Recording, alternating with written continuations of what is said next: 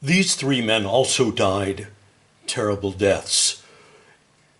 Andrew Schwerner, James Chaney, and Andrew Goodman were working in Mississippi to provide for a fundamental right, a right that had been guaranteed for almost 100 years to American blacks, a right to vote. In fact, they had gone, Schwerner and Goodman, from New York down to Mississippi, and Chaney was from Meriden, Mississippi. They were mysteriously killed, and their bodies were found some 6 weeks later. Federal authorities got a tip, and they found these graves in an earthen dam where the young men had been found shot and killed. This is a picture of a newspaper clipping from the New York Daily News that said it all. Their deaths caused a real spur, a real acceleration to the civil rights movement. And part of the reason that was because for a long time this was seen essentially as a Southern problem, as a problem of denied rights that needed reconciliation, needed improvement. But when these young men like Schwerner and Goodman came from the North and went to the South to help advance these fights, suddenly everyone in America had interest in this. This is a photograph of Edgar Ray Killian, the KKK mastermind of the killings, who was convicted 41 years later after the manslaughter in 1964 of these three young men. This was a signal moment brought about because of these terrible deaths. We're looking here at a reflection from the Vietnam Memorial in Washington, and also rows of gravestones, presumably at Arlington. I understand that wars are supposed to kill, but why must they do so very efficiently? And does it make a difference, really, in our values, whether the deaths are on the Vietnamese side, the Korean side, the Russian side, the German side, or on the American side, the British side, or any of our other allies? There's a very famous story about the Sullivan brothers, 5 biological brothers in Iowa, who decided they wanted to go and fight in the war. Now, the youngest brother was actually married and had a child and could have avoided service, but he did everything with his brothers. They had one sister as well. They signed up, they appealed to the War Department, and they got the War Department to grant them a waiver that allowed them all to serve on the same ship. And on the same ship, it was where they all died. This is actually the story from which the fictional story of Saving Private Ryan is based. The Bataan Death March was a terrible and cruel and fatal event that the Japanese perpetrated on American and Allied soldiers. 5,200 Yank prisoners were killed by Jap torture, the headline says. And this poster was characteristic of the kind of propaganda that we have during the war. What it does is it breeds a contempt. It breeds a contempt for the enemy, which makes it more likely that you're willing to go to war.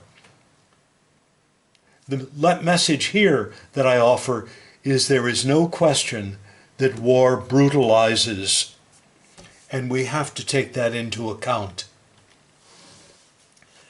It always struck me that if we prepare for war, why are we surprised when it comes?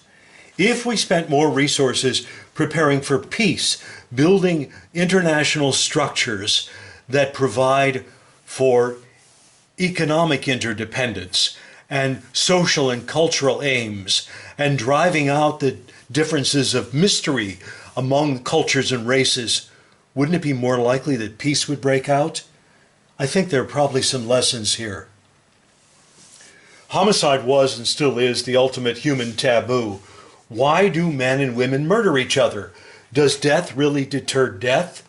I don't see any particular evidence of that. We'll explore it also in Sociopaths and Scoundrels. Here is a terrible tragedy about which I'm sure you have not heard. Port Chicago was a California base, a naval base, where they brought munitions, they brought ammo, big shells, to be loaded onto ships to be taken to the Pacific Theater.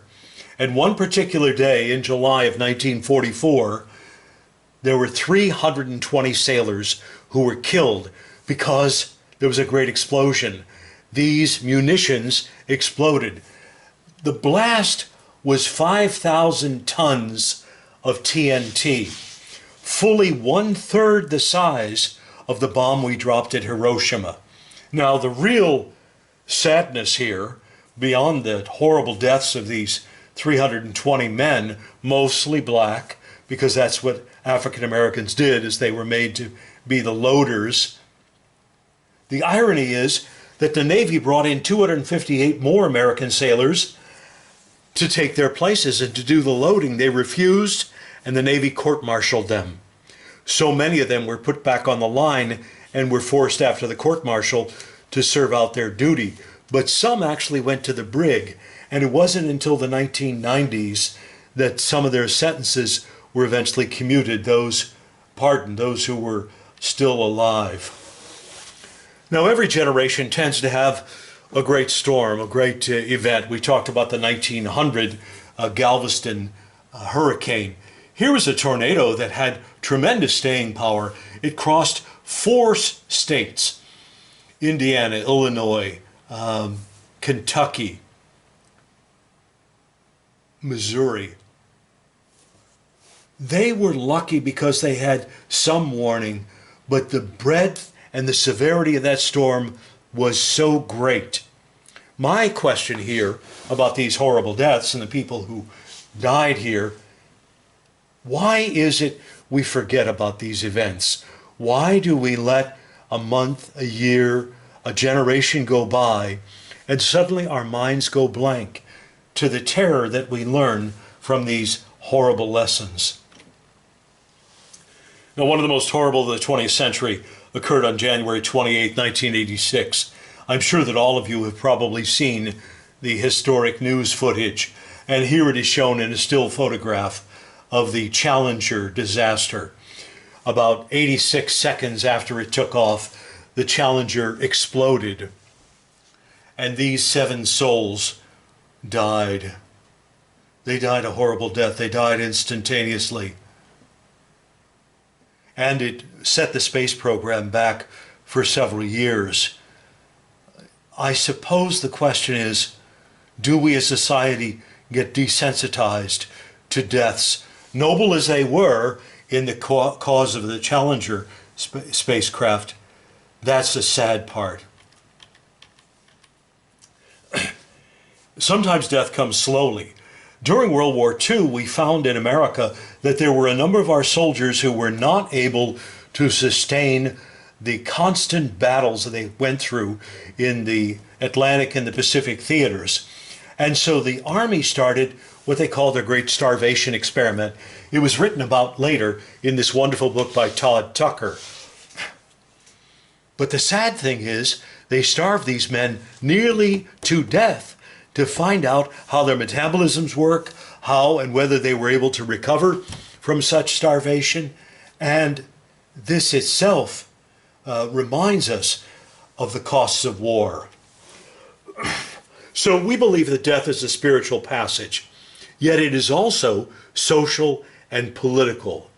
And it's a measure of our want to live. How much do we want to take these lessons of death, especially these horrible deaths, and be able to put them into policy and into our culture? And that is the story of Module 1, They Died Horrible Deaths. A sad beginning, but an important start to the 20th century.